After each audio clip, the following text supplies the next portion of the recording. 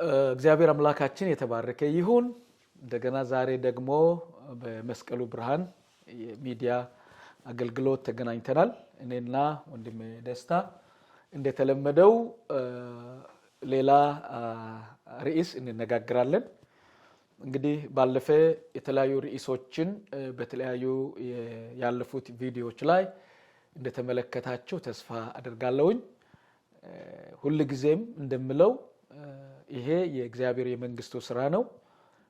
ስለዚህ በጸሎትና በምትችሉት ሐሳብ በመስጠት የተቻለ ደግሞ እንድናደርግ ጥያቄዎችን በመጠየቅ ሐሳቦችን በመስጠት እንድትተባበሩን በጌታ ፍቅር ይጠይቃችኋለሁ። ይህንን አገልግሎት የምናስተላልፈው ከፒልግሪም ባፕቲስት ቤተክርስቲያን እዚህ ዊኒፔግ ካናዳ ካለው ነው እና ይሄ ሁሉ ጊዜ በአማርኛ በኦሮምኛና በእንግሊዘኛ የሚያስተላልፍ ሚዲያ ነው። ዓላማውም የእግዚአብሔርን መንግስት በቅርብም በሩቅም ላሉት ማስፋት ነው።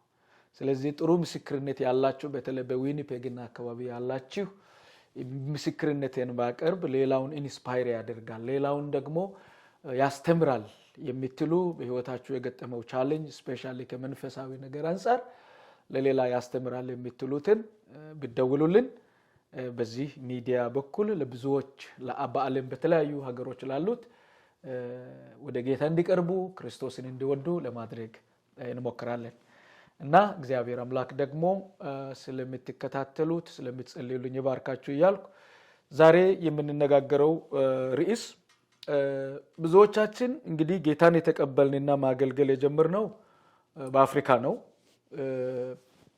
ብዙ ሀገሮች ኖረናል። ወንድሜ ደስታ ከአፍሪካ ደቡብ አፍሪካ ኖረዋል፣ እዛ ያገለግል ነበረ። ከዛ ደግሞ አሁን ወደ ካናዳ መጥቶ ካናዳ እየኖረ አሁን እዚህ ደግሞ እያገለገለ ነው።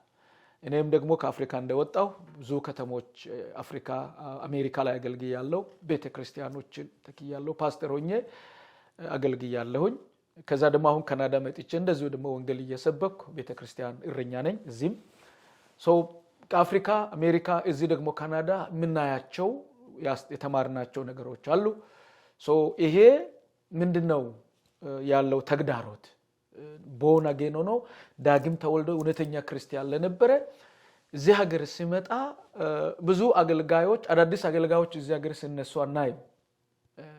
ሀገር ቤት አፍሪካ እያሉ ጌታን የተቀበሉ ጌታን ሲያገለግሉ የነበሩ ነው እንጂ እዚህ አዳዲስ ተወልደው አድገው እዚህ ሀገር በጣም ጥቂቶች ናቸው። እና ለምንድን ነው ይሄ የሚሆነው? ምንድነው ቻሌንጁ የሚለው አንድ የምንነጋገርበት ጥያቄ ነው። ሌላው ደግሞ ብዙ ሰው ጥሩ እያገለገለ ጥሩ እያመለከ ጌታን እየተከተለ መንፈሳዊ ነገርን በጣም ሲሪየስ ይዞ እየሄደ እያለ እዚህ ሀገር ሲመጣ በተለይ ወደ ካናዳ ሲመጣ ብርዱ ነው መሰለኝ ይቀዘቅዛል። ኃይለኛ ብርድ አለ፣ በጣም የሚቆይ ብርድ አለ። ይሄ ብርድ ነው መሰለኝ በቃ መንፈሳዊ ህይወቱ ቅዝቅዝ ይላል። ሰዎች ሳያውቁ በውስጤ ይቀዘቅዛል፣ በወንድሜ ውስጥ ይቀዘቅዛል። ሌላ ሰው አይደለም፣ ሁላችን ያ የነበረው ቅንዓት ያ የአምልኮ ለጾም ጸሎት 3 ቀን 7 ቀን 21 ቀን ይደረግ የነበረው ጾምና ጸሎት ይቀራል። ያ በየቀኑ በየቸርቹ የሚደረገው ማለዳ ጸሎቶች ይቀራሉ። በቤተ ክርስቲያን የምናደርጋቸው አገልግሎቶች መዝሙር ለማቅረብ ኳይሮች የሚያደርጉት ሰባኪዎች ስብከት ለማቅረብ የሚያደርጉት ነገር ይቀራል። ስለዚህ መንፈሳዊ ነገር ትንሽ ደከምላል፣ ወደዚህ ስንመጣ ይቀዘቅዛል። እና ምንድነው ምክንያቱ ነው አሁን ይሄ የምንነጋገርበት። ምንድነው ተግዳሮቱ የሚለው ነው የምንነጋገረው።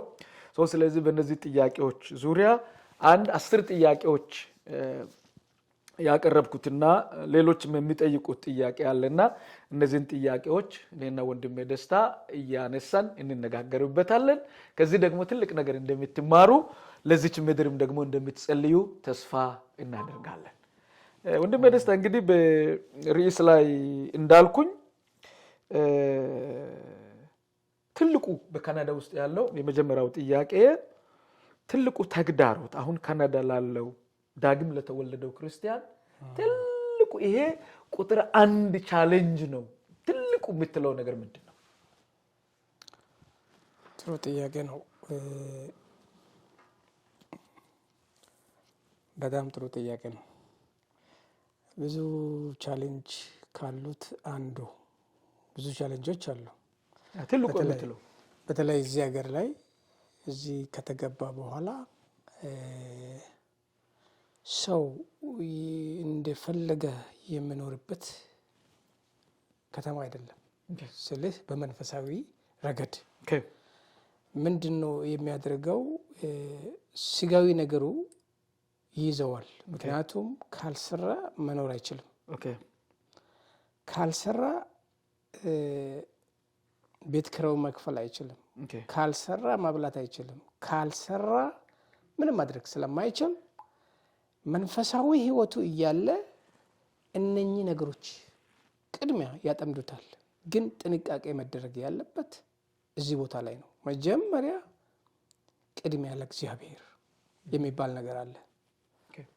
ቅድሚያ ለእግዚአብሔር የሚሰጥ ሰው በቻሌንጆች መሃል ያልፋል። ቻሌንጅ ብዙ ቻሌንጅ አለ። በእርግጥ አየሩ ላይ ቻሌንጅ አለ፣ ምድሩ ላይ ቻሌንጅ አለ፣ በኑሮ ላይ ቻሌንጅ አለ፣ በስራው ላይ ቻሌንጅ አለ። ማለት አሁን አየሩም ኑሮም ስራውም ሀገር ቤትም አለ አይደል? አለ። ግን ምንድነው እዚህ ለየት የሚያደርገው? ለምሳሌ አፍሪካ ባደግንበት በቀን አንድ ትሰራለህ። የሰራው በቂ ነው። ባትሰራም ግማሽ ቀን ብትሰራ በቂ ነው። ለምሳሌ ያ በቂ ነው ስልህ ድሮ ነው የሚታወራ። አሁንስ በቂ ነው? ልመጣልህ ነው። 200 ብር እንጀራ ገዝቶ ቢበላም በቂ ነው ለሱ። ምክንያቱም ታክስ አይከፍልም። እንደገና ደግሞ ቤት ኪራይ ብቻ ምናልባት ቤት ኪራይ ቢከፍል ነው። ታክስ 2-3 ቦታ አይከፍልም። ሁለተኛ ደረጃ ደግሞ የኢኮኖሚውም ገደብ ይለያል። እዚህ ሞር የሚያስፈልጉ ነገሮች አሉ። እዛ ግን ባያስፈልጉም ባትገዛቸውም ዝም ብለህ የምታልፋቸው ነገሮች አሉ እንደ አገሩ አየር ጸባይ። ስለዚህ እዚህ ሲመጣ ቻሌንጅ የሆነው የመጀመሪያው መንፈሳዊ ተግዳሮት ነው። መንፈሳዊ ተግዳሮት ስልህ ብዙ አይነት መንገዶች ይከፈቱልሃል። ምርጫ እንድትገባ ገብተህ ብር የምታገኝበት ማለት ነው። ብር የምታገኝበትም የምትኖርበትም የምትደክምበትም የምታገኝበት ብቻ አይደለም፣ ደክመህ የምታገኝበት ብዙ አማራጮች ይከፈታሉ። እነዛን አማራጮች የትኛውን ላስቀድም፣ የትኛው ይጠቅመኛል እያልክ ስታባረው መንፈሳዊ ህይወት ይዛ የመጣው እየከነፍክ መልአክ ብለህ ሆነ መስላ የመጣው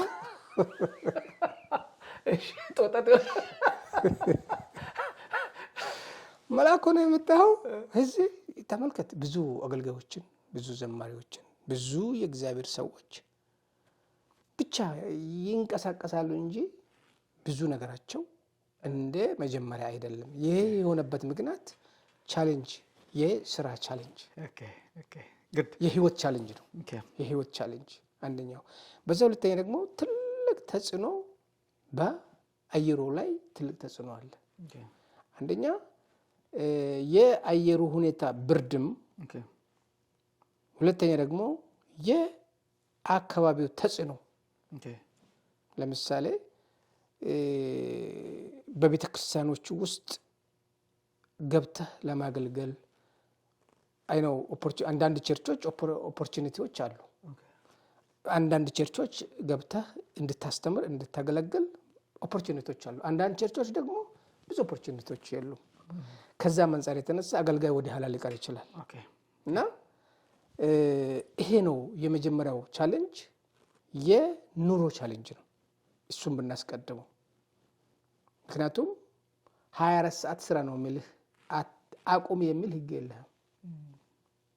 አቁም የሚል ህግ እስከሌለ ድረስ 24 ሰዓት ላይ ተጨምሮ ቢኖር ትመርጣለህ እዚህ ሀገር ላይ።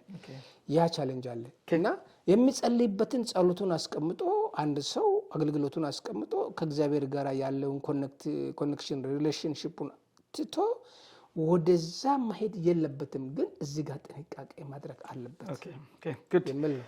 ቬሪ ጉድ ቴንክ ዩ ሶ ማች። እንግዲህ ይሄ አንተ ያየኸው እይታ በጣም አስገራሚ ነው። እኔም ደግሞ የማየው እይታ አለኝ።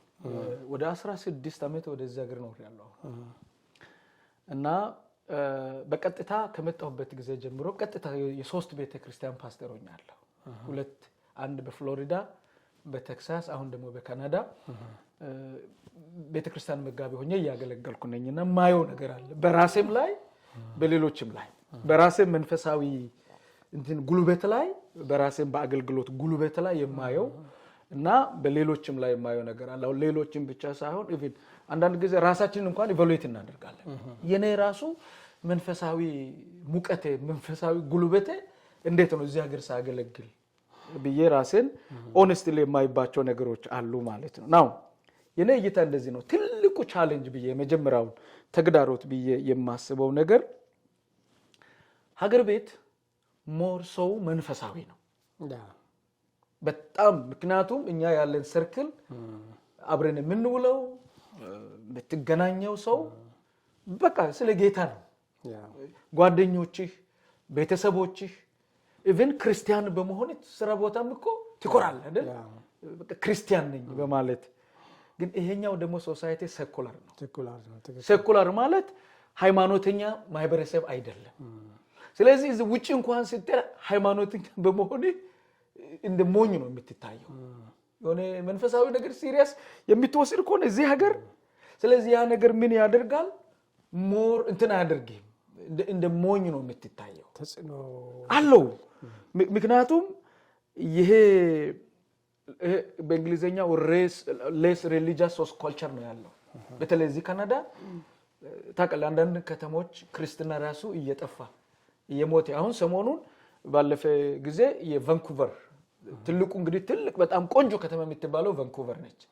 ከ44% ክርስትና ወደ 34% ነው የወረደው።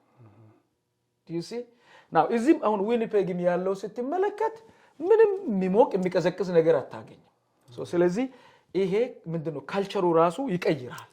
አንድ ነገር ስትመጣ እየኖርክ ስትመጣ ሳታውቅ እንደነሱ የወርክ ትመጣለህ። ቸርቾችን ታያለህ። አሁን የኛ ያበሻውን ቸርች ተውና እኔ አሁን የነጮችን ቸርች እንደለም ማገል ታያለህ። ቤተክርስቲያኖችን ታያለህ። ይሄ ካልቸሩ አሁን አንዳንዴ እንቸገራለን። ኢቭን ዞሬ እንኳን ብትፈልግ አታገኝም።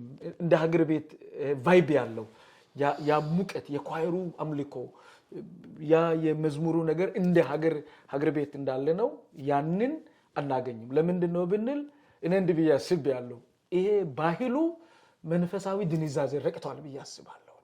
የሀገሩ ባህል የሀገሩ ሲስተም በቅድም እንዳልከው አንተ መንፈሱ አለ። እኔ ግን ይሄ ካልቸራል እንትን ነው። ልክ እንደነሱ ነው የምንሆነው።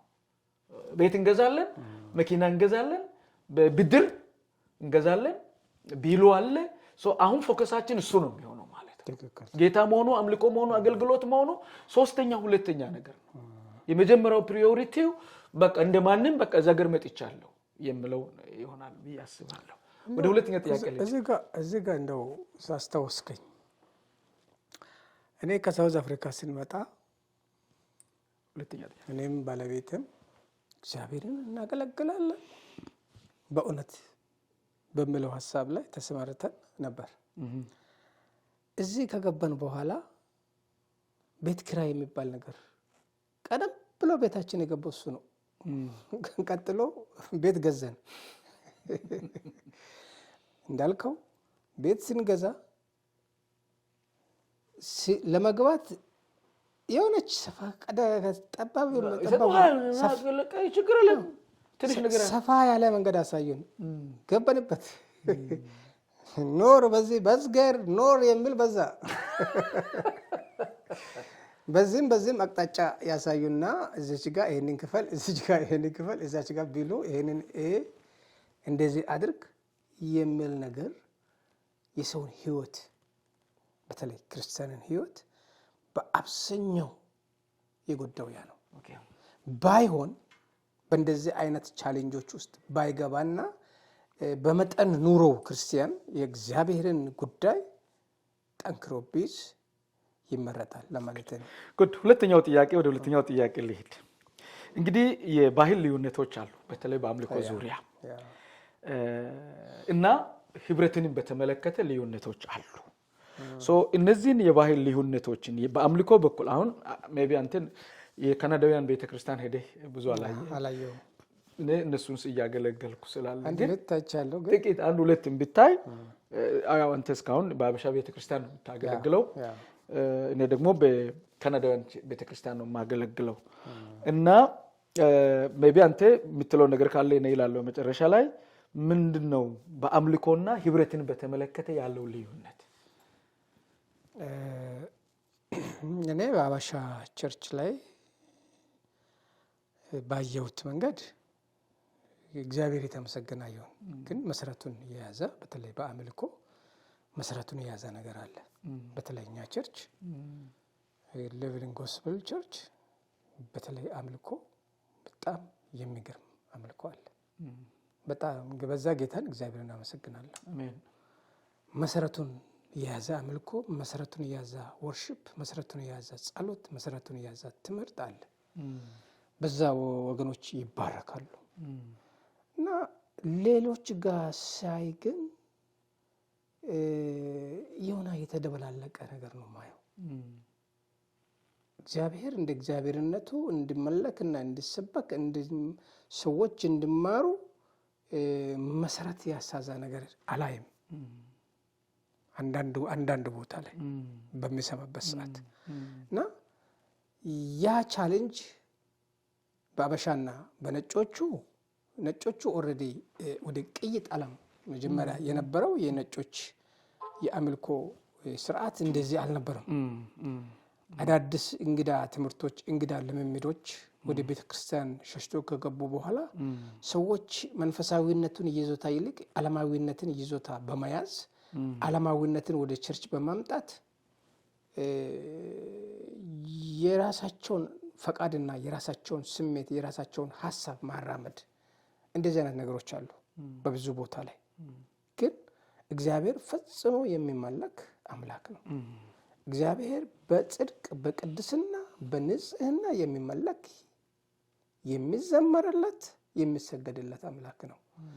ግን ብዙዎቹን ስታይ በብዙ አይነት መንገድ አሁን እዚሁ አምልኮ ወጥተው እዛ ሳጨሱ ታያለ። እዚህ አምልኮ ወጥተው እዛው ሲጠጡ ታያለ። እዚህ አምልኮ ወጥተው እዛው ሲደንሱ ታያለ።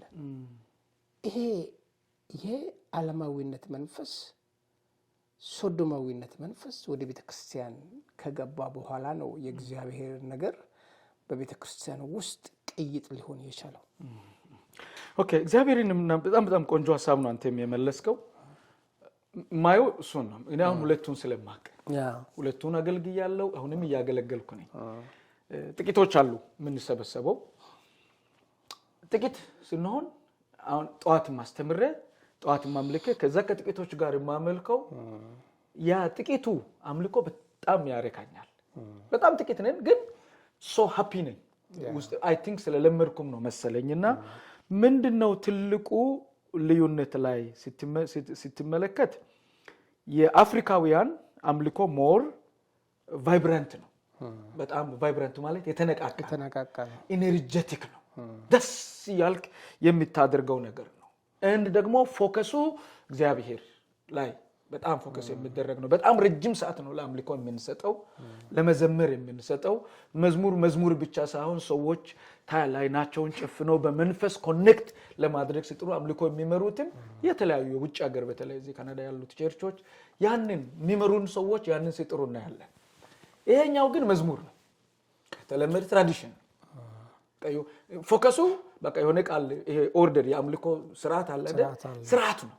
ስለዚህ መንፈሳ ቫይብሬሽን የለውም፣ ያ የሚያነቃቃ ነገር የለውም። አይተሃል? ያ የመንፈስ ኮኔክሽን የለውም።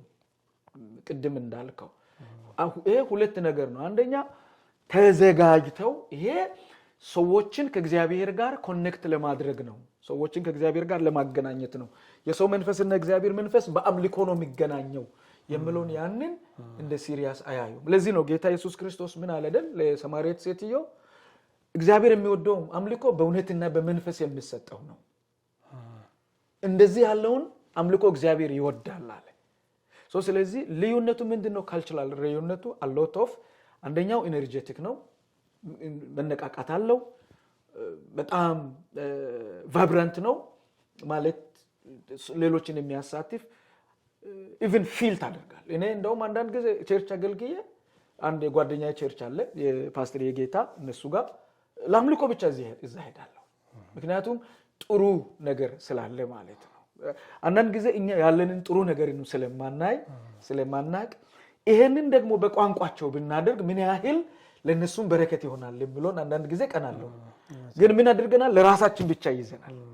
ለኛ ብቻ ነው። ትንሽ ወደሱ እንመጣለን። ይሄ ትልቁ ቻሌንጅ ነው። ያንን ከፈት አድርገን ያለንን ጸጋ ያለንን ቅባት እግዚአብሔር የሰጠንን መልካም ነገር አሁን እነሱ ቤት ስንገዛ በገንዘብ ይረዱናል አይደል? በጣም ይረዱናል። ይሰጣሉ። ክሬዲት በጣም ብዙ ገንዘብ ይሰጣል።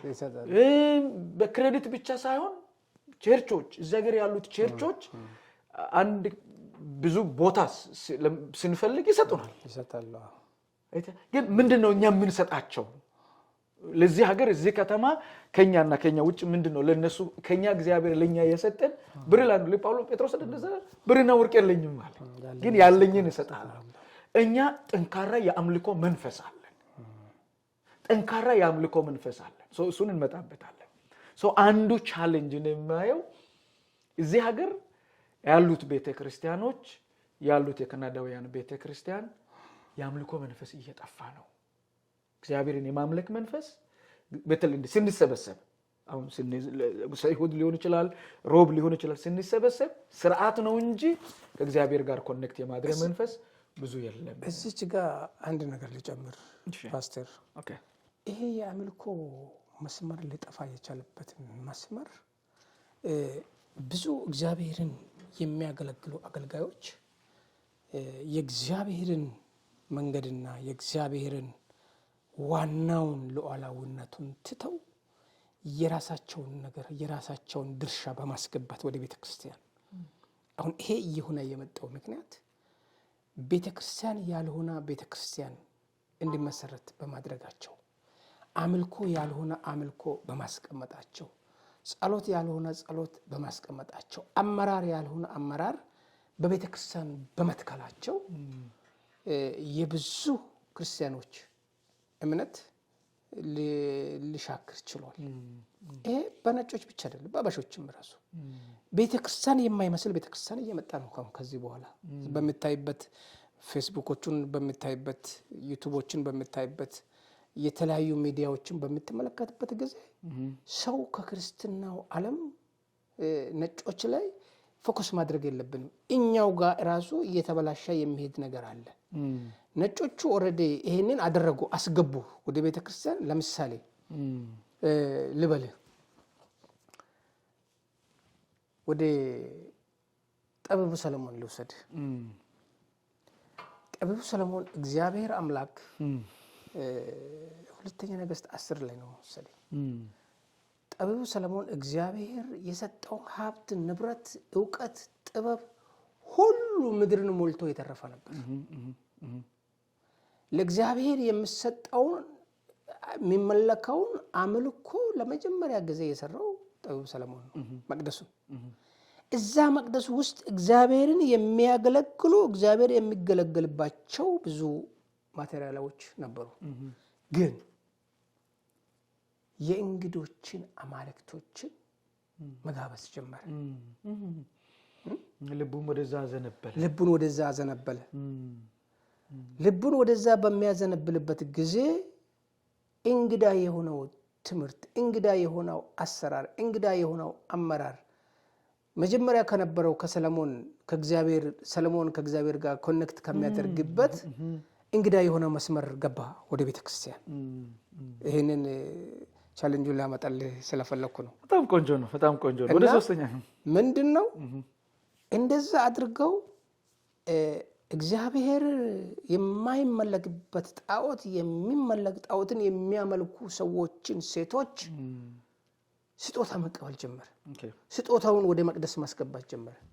በዛ ስጦታ ይሄ ለመጀመሪያ ጊዜ በራእይ 13 ላይ 666 የሚል ቁጥር ለመጀመሪያ ጊዜ የገባው በሰለሞን ዘመን ነው። በዮሐንስ ራእይ ብቻ አይደለም ይሄ ቁጥር የተገኘው። በእንግዶች አማልክት ምክንያት በስጦታ መልክ ለጠቢቡ ሰለሞን ቁጥሩም የሰው ቁጥር 666 ይምላል ያንን ቁጥር ወደ ቤተክርስቲያን አስገቡ ምን ለማለት ፈልጌ ነው በዚህ ዘመን ያሉ ክርስቲያኖች ሳያውቁትም አውቀውትም ይሄንን እንግዳ አማልክትን መንፈስ ወደ ቤተክርስቲያን ካስገቡ በኋላ የእግዚአብሔር አምልኮና የእግዚአብሔር ክብር በሰዎች ዘንድ ሳይቀመጥ እየሄደ ነው ለምን የእግዚአብሔር ክብር ሲቀመጥ የእግዚአብሔር ክብር ሲያርፍ የሰው ህይወት ይለያል ይሄ እንዳይሆን እንግዳ ትምህርትና እንግዳ አማልክት ወደ ቤተክርስቲያን ሸሽተው ገብቷል ለዚህ ነው ቤተክርስቲያን የማይመስሉ ቤተክርስቲያኖች ስብከት የማይመስሉ ስብከቶች አምልኮ የማይመስሉ አምልኮች መዝሙር የማይመስሉ መዝሙሮች ወደ ቤተክርስቲያን ዘልቆ የገቡትና አሁን ቦታውን የተቆጣጠሩት ከዚህ አንፃር የተነሳ ነው እምነቱ ሊደክም የቻለው ፈልጌ ነው አንዲት እህት አለች ከኛ ጋር የምትጸልይ እቺ እህት ሁሉ ጊዜ ስለ ልጆች ነው የምትጸልየው ልጅ አላት ሁሉ ጊዜ የጸሎት ህብረታችን ላይ የጸሎት ርዕስ ስንል ከጸሎታ ውስጥ የልጆች ጉዳይ አይጠፋም አሁን የካናዳውያን የካናዳ ሰዎች ቤተክርስቲያንንና ያበሻውን ቤተክርስቲያን የልጆች አገልግሎት ቤተክርስቲያን ውስጥ አንድ ቻሌንጅ ገጥሟል ይሄንን እናቀለ ተግዳሮት ገጥሟል በልጆች አገልግሎት በኩል እና ምንድነው ያ ቻሌንጅ እንዲሆን ያደረገው ሞር አሁን ልጆች እድሜያቸው ደርሶ ልክ 18 20 ሲያልፉ ቸርች አይፈልጉም የነጮች ቸርች የሉም አይ ዶንት ኖ እድሜያቸው ከ5 ዓመት በላይ ከ6 ዓመት በላይ ኢንጆይ ያደርጉም ቸርች መምጣት ያበሻ ትንሽ ይሻላል ቤተሰብ እንደዚህ ተቆጥቶም ጎትቶም ያመጣቸዋል የፈረንጅ ደግሞ የቤተሰብ ባህልም አለ ባህሉም ተጽዕኖ ያደርጋል ስለዚህ ምንድነው እዚህ ጋር ልጆችን በጌታ ነገር እዚህ ሀገር ለማሳደግ በቤተክርስቲያን ለማሳደግ አንዱ ቻሌንጅ ነውና ምንድነው ትላለህ ይሄ ቻሌንጅ ባንተ እይታ መልካም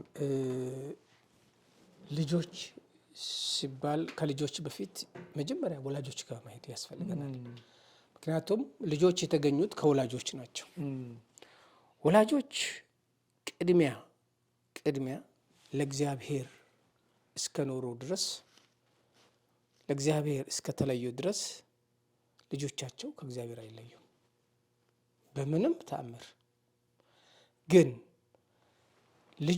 ወላጆች ለእግዚአብሔር ሳይኖሩ ቀርተው ልጆች ከወላጆች የሚማሩበትን ነገር ሲያጡ ከቤተሰብ ይጠፋሉ ከቤተክርስቲያን ይጠፋሉ ወደ ዓለም ይሄዳሉ ይሄ ነገር ምንድነው ብለን ብናስብ ልጅህን በሚሄድበት መንገድ ምራው አካሄዱን እንዳይስት ይላል አይደለ የእግዚአብሔር ቃል በሚሄድበት መንገድ ምራው ተቆጣው ይሄ ነገር የለም ለልጅ እንደ ልጅ ነፃነት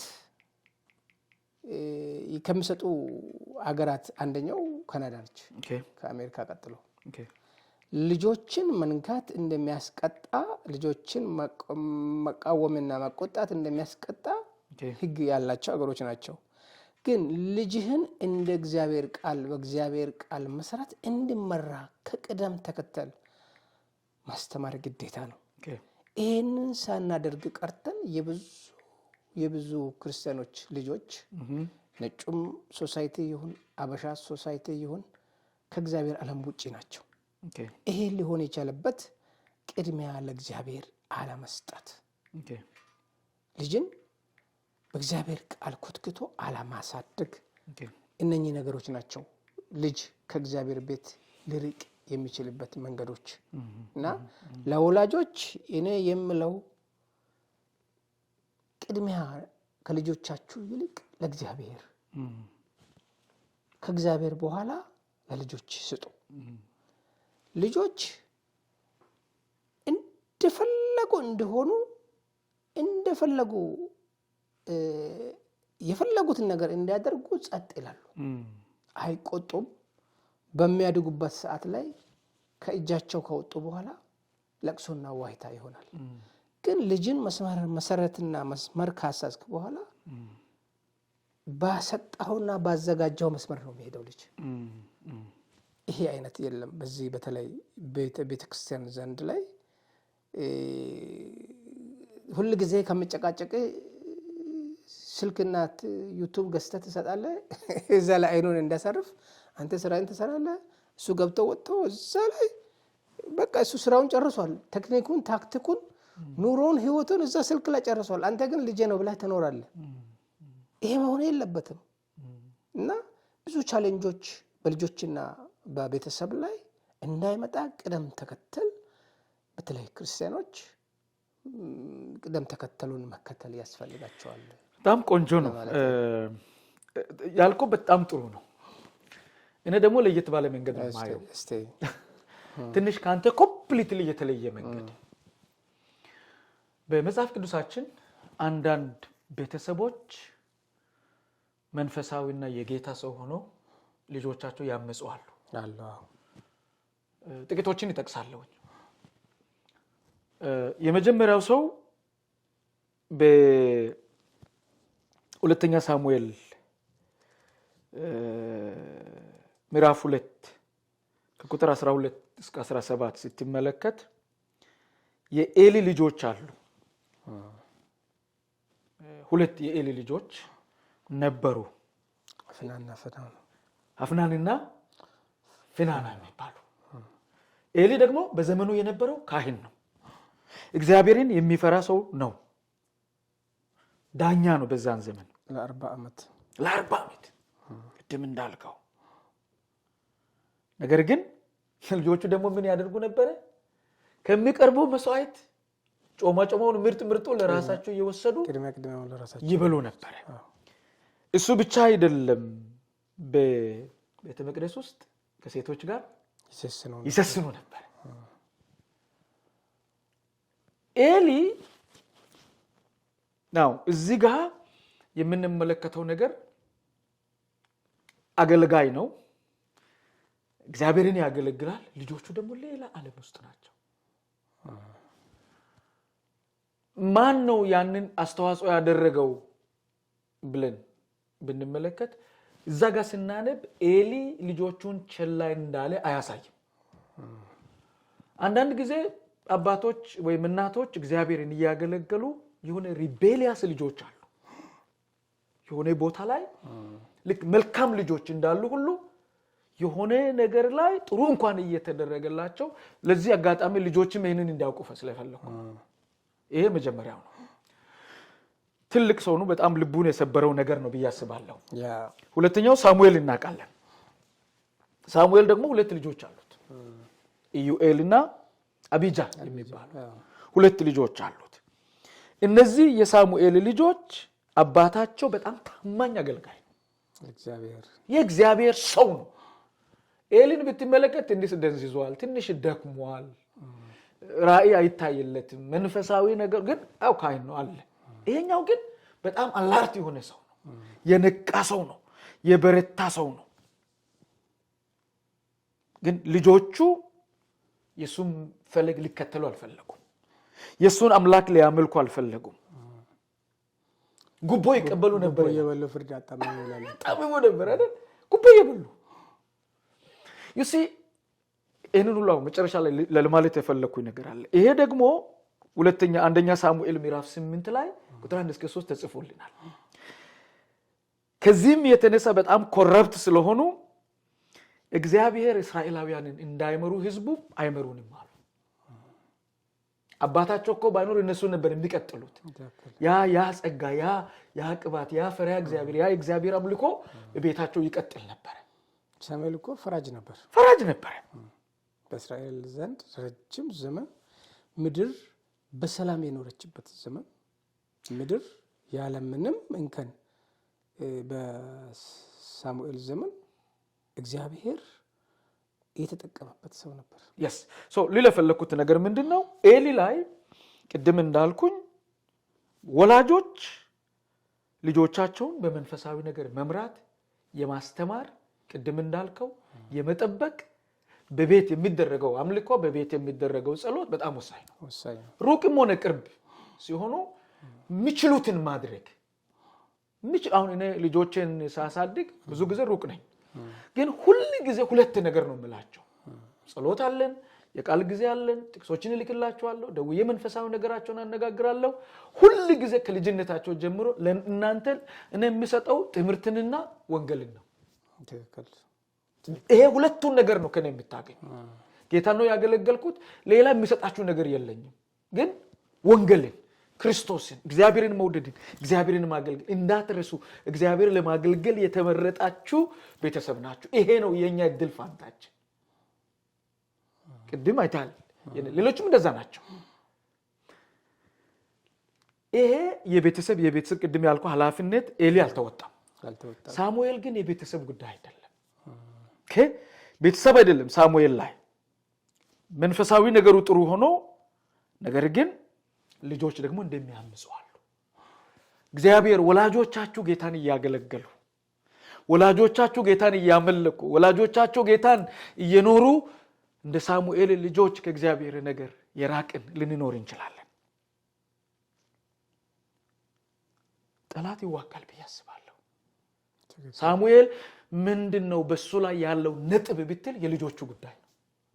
ይሄን ሁሉ ትልቅ አገልግሎት አገልግሎ የልጆቹ ጉዳይ ሲነሳ እኔ አምናለሁ ሳሙኤል ልቡ ውርድ ይላል። ሳሙኤል አገልግሎቱ ይነቀፋል። የሳሙኤል ክርስትና ይነቀፋል። ሳሙኤል ጉልበት ይክደዋል። አፍ ቋንቋ ያጥረዋል። ከሞታም በኋላ እኮ ልጆቹ እንደ አባታቸው አልሆኑም ብሎ እግዚአብሔር እኮ ነቀፋቸው። ጌታ ቤተሰቦቻቸው የሚያገለግሉ አንዳንድ ጊዜ የአባቶቻችሁንና በተለይ አባቶቻችሁ እናቶቻችሁ ጌታን በማገልገል በማምለክ ውስጥ ያላችሁ እንደ ሳሙኤል ልጆች ያልሆነ መንገድ የመረጣችሁ እግዚአብሔር ዛሬም ይጠራቸዋል። እግዚአብሔር ዛሬም ይፈልጋቸዋል። የአባትና የእናቶቻችሁ አምላክ እግዚአብሔር ዛሬም እንደገና ያ መንፈስ በእናንተ እንዲቀጥል ይፈልጋል።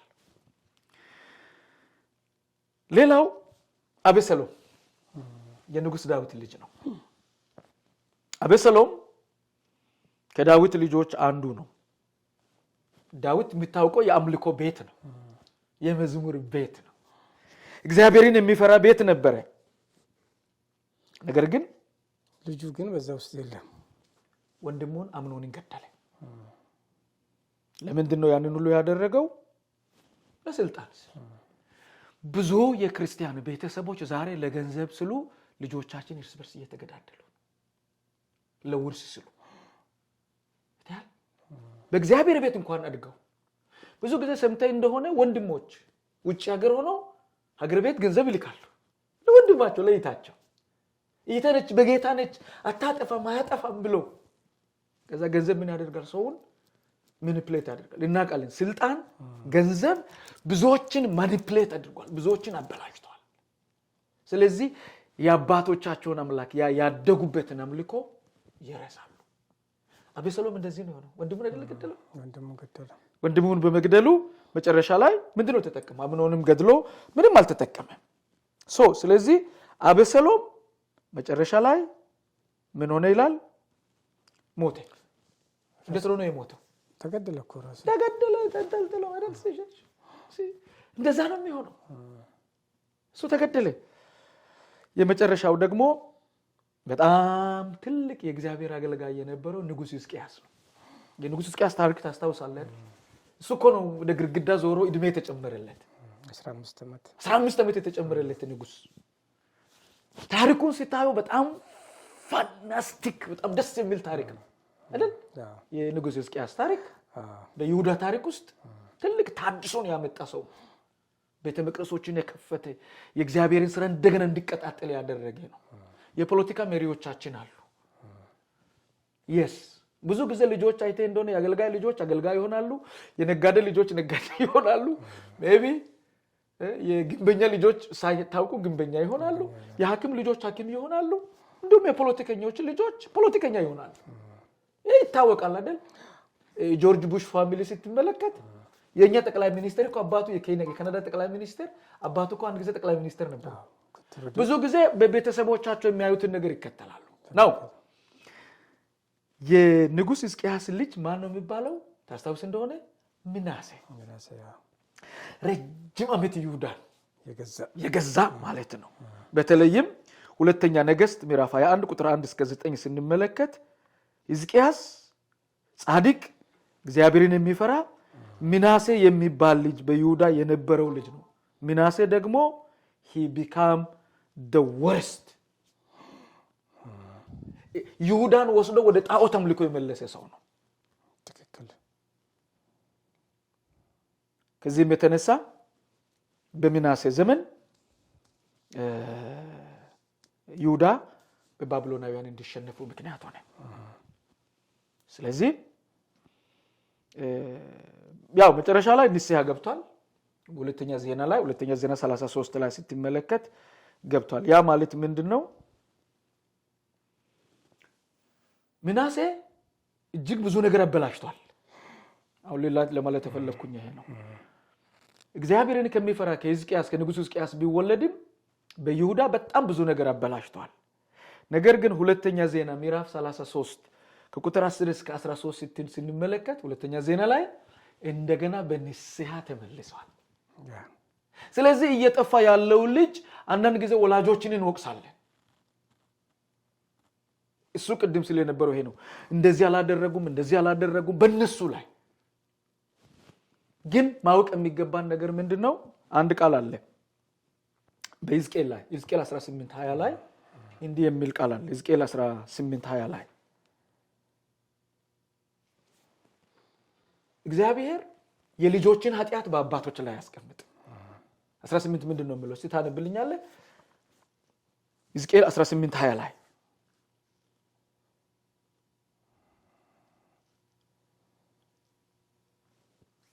በተስቀል ምዕራፍ 18 ቁጥር 20 እንከፍ አድርገህ ታነቦ ታገኛለህ ማለት ነው። yes አባቶች ሕዝቅኤል ጥሩ ነበረ፣ እግዚአብሔርን ይከተል ነበረ። ግን ምናሴ አመፀ። 18:20 ኃጢአትን የሚሰራ ነፍስ እርሷ ትሞታለች። ኃጢአትን የምትሰራ ነፍስ እርሷ ትሞታለች። እሺ ልጅ የአባቱን ኃጢአት አይሸከምም፣ አባትም የልጁን ኃጢአት አይሸከምም። የጻድቁ ጽድቅ በራሱ ላይ ይሆናል፣ የኃጢአተኛው ኃጢአት በራሱ ላይ ይሆናል። ኃጢአተኛውም ካደረጋት ኃጢአት ሁሉ ቢመለስ ትእዛዜንም ሁሉ ቢጠብቅ ፍርድንና ቅን ነገርንም ቢያደርግ ፈጽሞ በሕይወት ይኖራል እንጂ አይሞትም። እዛ ጋር ቆምልኝ። እዚህ ጋር ምንድነው የምለው? እግዚአብሔር ልጅ መሸከም የለበትም። የሆነ እድሜ ላይ ከደረሰ በኋላ አንዳንድ ጊዜ ሰዎች እሱ ጌታን እያገለገለ እሱ ጌታን እያመለከ እሱ ቤተሰቦቹ እንደዚህ ሆኑ ልጆቹን እዩ ብሎ ቤተሰብን ይወቅሳሉ። እዚህ ጋር ምንድነው ግን ሕዝቅኤል የሚለው? ልጅም የራሱን ኃጢአት ነው የሚሸከመው፣ አባትም የራሱን ኃጢአት ነው የሚሸከመው። ምናሴም የራሱን ኃጢአት ተሸከመ፣ ሕዝቅኤልም የራሱን ኃጢአት ተሸከመ። ስለዚህ አንዳንድ ቤተሰብ ሽምቅቅ ይላል። እኛ አይደለም ልጆችን የምንቀይረው፣ እኛ አይደለም ልጆችን የምንለውጠው። እናሳድጋለን፣ እናበላለን፣ እናጠጣ። አንዲት እህት ምን አለች? እኛ እኮ ልጆችን ነው የወለድነው እንጂ ክርስቲያኖችን አይደለም የወለድነው አለች። ቬሪ ትሩ ራይት። ልጆችን እንወልዳለን።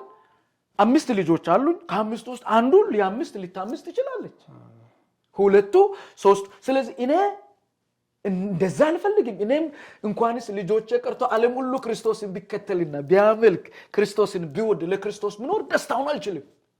ነገር ግን የልጆችን ኃጢአት አልሸከምም። ትክክል ነው።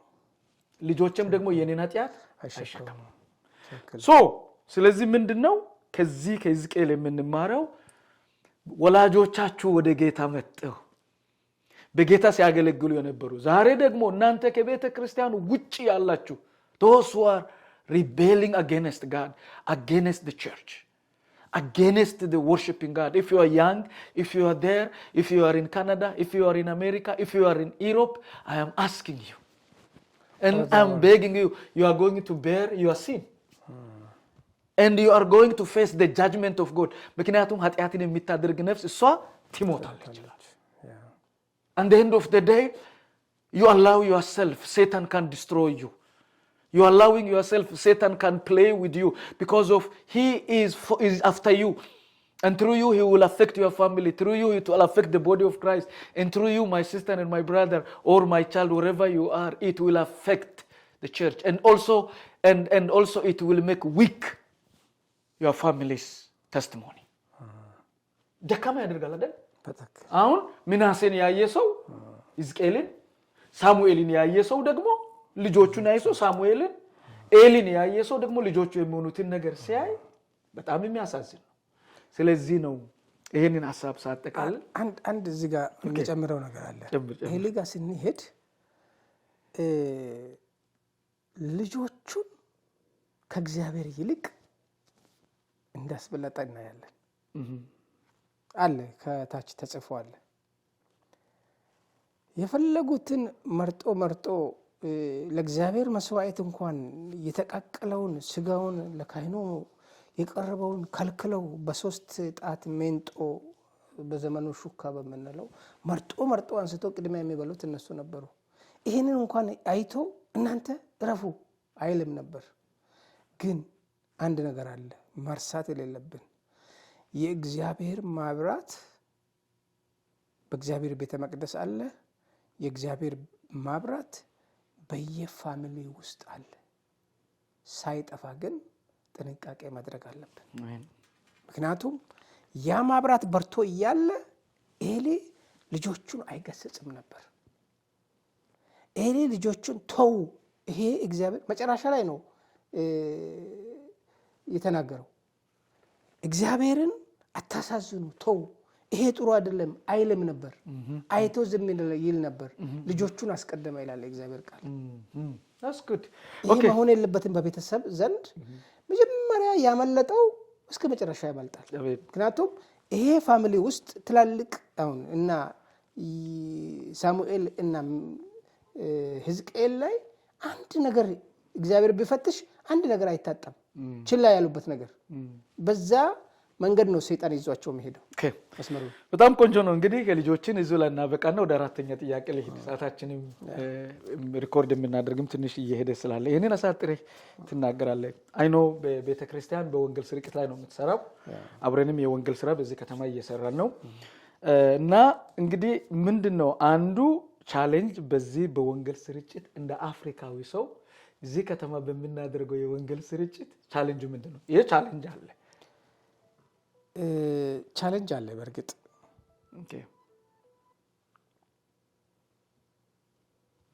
ቻሌንጁ ምንድነው? ቤተክርስቲያን ወንጌል ስርጭት ታደርጋለች ሁሌ። ግን ወንጌል ስርጭት በምታደርግበት ሰዓት ማን ነው ጌታን የሚቀበለው ተብሎ መያዝ አለበት። ይሄ ጌታ እንዲቀበሉ ጌታን እንዳያምኑ ወደ ልባቸው እንዳይጋብዙ የዚህ ዓለም መንፈስ የብዙዎችን ሕይወት ጎትቶ ይዟቸዋል። አንደኛ አሁን ለምሳሌ እኛ ወንጌል ስርጭት እንወጣለን። በምንወጣበት ጊዜ ትራክት እናድላለን። ኢየሱስ ያድናል፣ በኢየሱስ እመኑ፣ በዚህ በመጨረሻ ዘመን ወደ ጌታ ነው ብለን እንጠይቃለን፣ እንለምናቸዋለን። አንዳንዶቹ ትራክቱን ይዘው እዛው ቀደው ገርበጅ እንትን ውስጥ ይከታሉ። አንዳንዱ ኪሱ አድርጎ ይዞ ይሄዳል። አንዳንዱ በጣም እናመሰግናለን በርቱ የሚላል። ምንድነው የብዙዎቹን ጓዳ ሄደን ወንጌልን እንዲሰሙ ስናንኳኳ ይሄ ድሮ የቀረ ፋሽን ነው። ሰይጣን እንዴት አድርጎ የሰውን አስተሳሰብ እንደቀየረ፣ ባህሉን እንደቀየረ፣ እምነቱን አምልኮውን እንደቀየረ እናያዋለን። ይሄ ድሮ የቀረ ፋሽን ነው። ኢየሱስ ክርስቶስ አሁን ገና መጥቶ እኔን የሚቀይርበት ነገር የለም፣ እኔን የሚቀይረኝ ሳይንስ ነው፣ ስለ ሳይንስ አስተምረኝ ያለ ሲመሰክር ሳይንስ አምጣ፣ የሳይንስ ጥያቄ አምጣ፣ ሳይንስን እኔ ስራ ፈጥሮ ሳይንስ ነው እኔን ያስተማረኝ፣ ሳይንስ በሰራው ነው እየተመገብኩ እየኖርኩ ያለሁት፣ ምን አደረገኝ እግዚአብሔር የሚሉ አሉ። ይሄ እንዳይሆን እግዚአብሔርን ወንጌል በምናሰራጭበት ሰዓት በትክክለኛ ጊዜውንና ሰዓቱን ወቅቱን ለእግዚአብሔር አሳልፈን መስጠት ግዴታ ሲሆን በዛ ውስጥ ግን የማይጠፋውን የዘላለምን ወንጌል ሰዎች ሰሙም አልሰሙም መቀጠል መሰራጨት ማድረግ ያስፈልጋል። አሜን። ቴንክ ዩ ሶ ማች። ያው እንግዲህ እኔም እንዳልኩህ ኤቫንጀሊዝም አውትሪች እናደርጋለን። እዚህ ሀገር ያለንበት ከተማም እያደረግን ነው። የተለያዩ ከተሞችም እናደርጋለን። ባለፉት ብዙ ዓመት የተለያዩ ከተሞች ላይ ወንጌል ስርጭት አድርጌያለሁ። አንዱ እኔ ያየው ትልቁ ቻሌንጅ ምንድነው? የግል ምርጫ ነው ለነሱ። እንደውም አንተ የጨቀጨካቸው ለምንድን ነው ቦርደር የምታደርገኝ?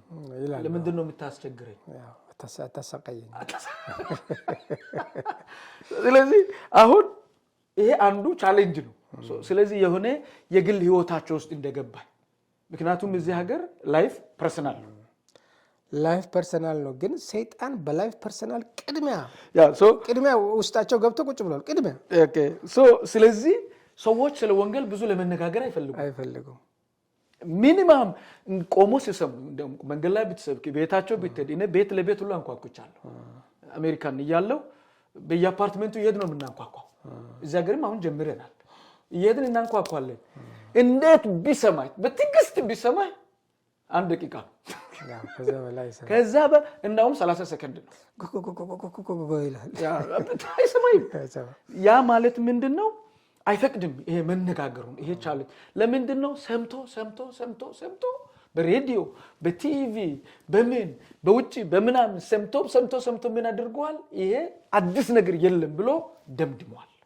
ይሄ አንደኛው ቻሌንጅ ነው በወንጌል ስርጭት ውስጥ እዚህ ሀገር። እኛ ሀገር ቆሞ ይሰማል፣ እንደውም ይከራከራል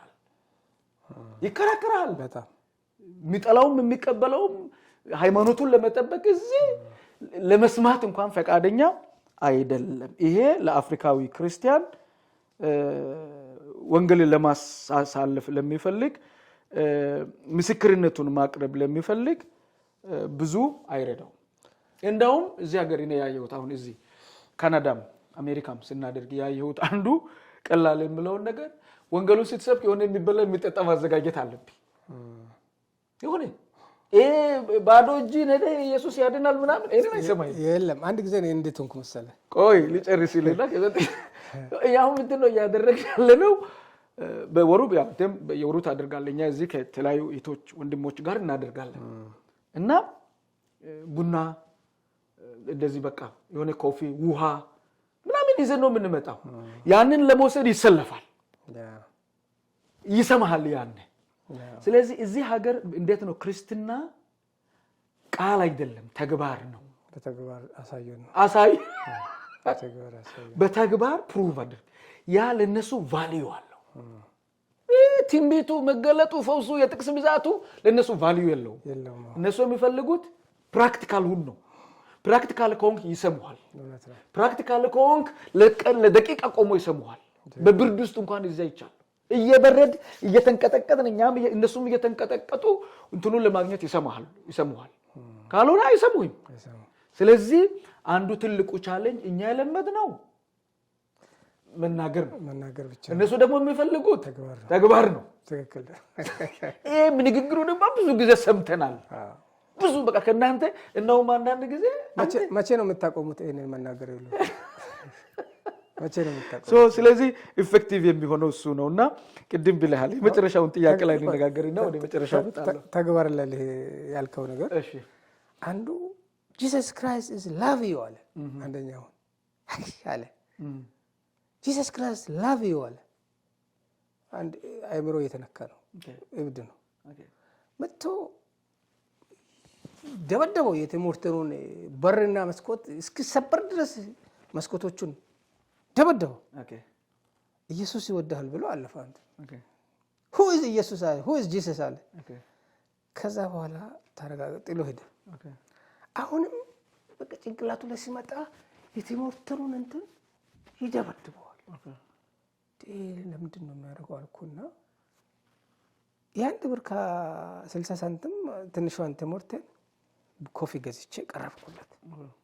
ወንድሜ እንደምን አለ ዳና ነህ አልኩና ይሄን ኮፊ ጠጣ ብዬ ሰጠሁት። እጄን ያዘና ጠረጴዛ ላይ አስቀመጠኝ። እና ካንተ ጋር እነጋገራለሁ። እኔ አሁን ይሄንን ሲሰብር ማንም ያሰማኝ የለም። እኔ እንደ እብድ ነው አይደለም የሚቆጠረው? እንደ እብድ ነው አይደለም የሚቆጠረው? አይ አንተ እብድ እኮ አይደለም፣ አንተ እብድ አይደለም። ኮፊ ገዛህለት? ኮፊ ገዛው። ኮፊ ገዝቼ ቀርብ ይሄን ጠጣ አልኩና ሰጣው። ከዛ በኋላ እጄን ያዘና ጠረጴዛ ላይ አስቀመጠኝ። አንተ የብዙዎች ንግግር በአፍ ነው፣ አንተ በተግባር ነው ያሳያል። አየህ እኔ መስታወቱን የሚሰብረው የራሴ ችግር ስላለብኝ ነው። አይምሮዬ ላይ ችግር አለ። አንተ አሁን የፈለከውን ተናገር አለ። ተናገርኩት፣ ስለ ኢየሱስ ክርስቶስ ነገርኩት፣ ትራክት ሰጠሁት፣ መጽሐፍ ቅዱስ ሰጠሁት። መቼ እንገናኝ ብሎኝ ልብስ ገዝታልኝ ትመጣለህ ወይ? በቃ እኔ ገዘልሃለሁ፣ ሁሉን ነገር አድርግልሃለሁ፣ ቀጠሮ ስጠኝ ብዬ በሄድኩ ሰዓት የለም በቦታው። እና እንደዛ ነገር ተግባር ስላልከው ነገር ይፈልጋሉ። እብዱም ተግባር ይፈልጋል፣ ጤናማው ተግባር ይፈልጋል። እግዚአብሔር አምላክ ይባረክ። የመጨረሻው አሁን ከአፍሪካ ለመጡ ሐሳቡን ስናጠቃልል እንግዲህ ከአፍሪካ ለመጣ ነው እዚህ ሀገር አሁን ቤተሰቦቻችን እኛ ጌታን እያገለገልን እያመለክን ላለ ነው የመጨረሻ ምክር ምንድን ነው? ብዙ ቻሌንጆች እና ብዙ ተግዳሮቶች ቢኖሩም እግዚአብሔር ባስቀመጠን ስፍራ መቆም።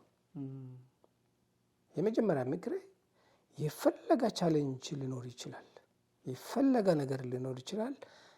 እግዚአብሔር ባስቀመጠን ስፍራ መታየትና መቆም ትልቁ ነገር እሱ። እግዚአብሔር አምላክ ይባርክህ። የኔም አሳጠቃልል ዛሬ የተነጋገርነው እነዚህ 5 ሐሳቦች ናቸው።